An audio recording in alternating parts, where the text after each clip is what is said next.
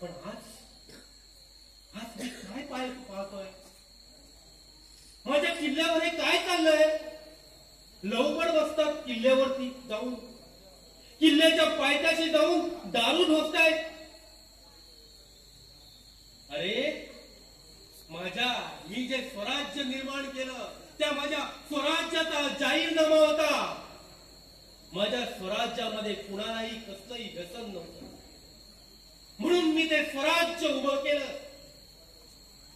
पण आज काय चाललंय? कुठे चाललो आहोत आपण? आज मला प्रश्न पडला, का आणि कशासाठी मी हे स्वराज्य निर्माण केलं? अरे माझ्या स्वराज्यामध्ये मी जर ठरवलं असतं तर दुसऱ्यासमोर हात पसरला असता, दुसऱ्याची चाकरी केली असती. माझे वडील दुसऱ्याकडे नोकरी करत होते, चाकरी करत होते, त्यांचा मी वशिला लावला असता आणि मला नोकरी मिळाली असती. मी एखादा सरदार झालो असतो, पण मी ते काहीच केलं नाही. मी निश्चय केला. का निश्चय केला? माझ्या आईचा मला आशीर्वाद होता. तिने मला सांगितलं होतं, उठ शुभा उठ, तुला उभं राहायचं आहे. तुझ्या या लेकरांसाठी, तुझ्या या रयतेसाठी, तुझ्या या जनतेसाठी तुला उभं राहायचं आहे. त्यांच्यामध्ये तुला स्वाभिमान उभं करायचं आहे. मी उठलो, बरोबर 1000-1200 मावळे घेतले आणि हिंदवी स्वराज्याची शपथ घेतली. अरे वयाच्या 12व्या-13व्या वर्षी बघितलेलं स्वप्न मी वयाच्या 44व्या वर्षी पूर्ण केलं.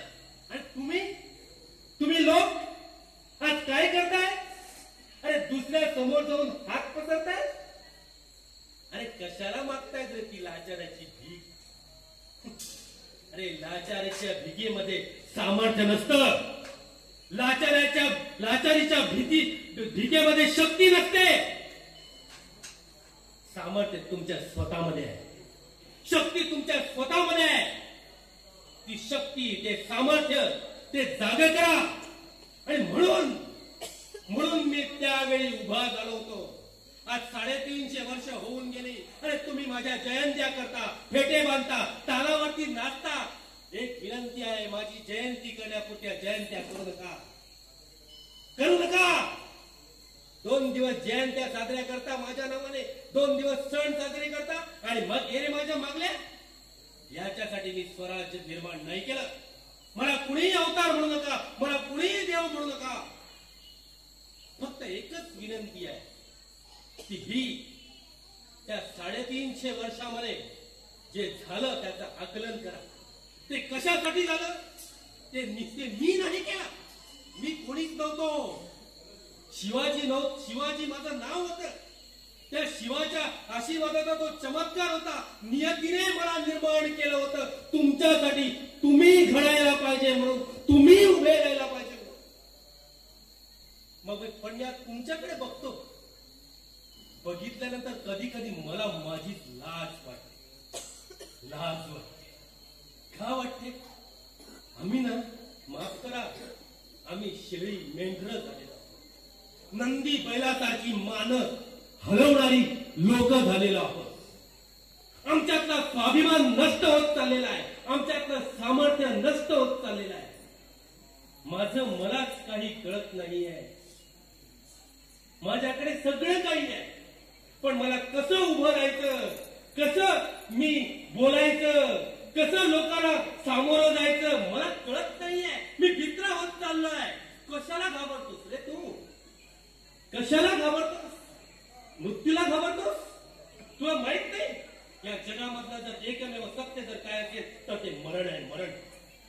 मरण आहे, मरण.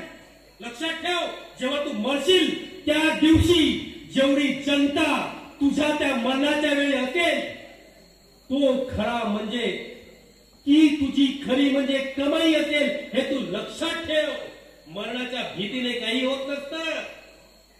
अरे आम्ही मरणाला घाबरतो. का घाबरतो? आम्ही अपमानाला घाबरतो. का घाबरतो? माझा अपमान झाला नाही. औरंगजेबाने भर दरबारामध्ये माझा अपमान केला, परंतु त्याच शब्दामध्ये मी त्याला प्रत्युत्तर दिलं आणि त्याच्या विरोधात मी माझं सामर्थ्य निर्माण केलं. लक्षात ठेव, तर औरंगजेब माझ्या मृत्यूनंतर नंतर माझं स्वराज्य नेस्तानाबूत करण्यासाठी दख्खनमध्ये आला. आणि काय झालं? 1706 मध्ये इथेच तो औरंगजेब गाठला गेला.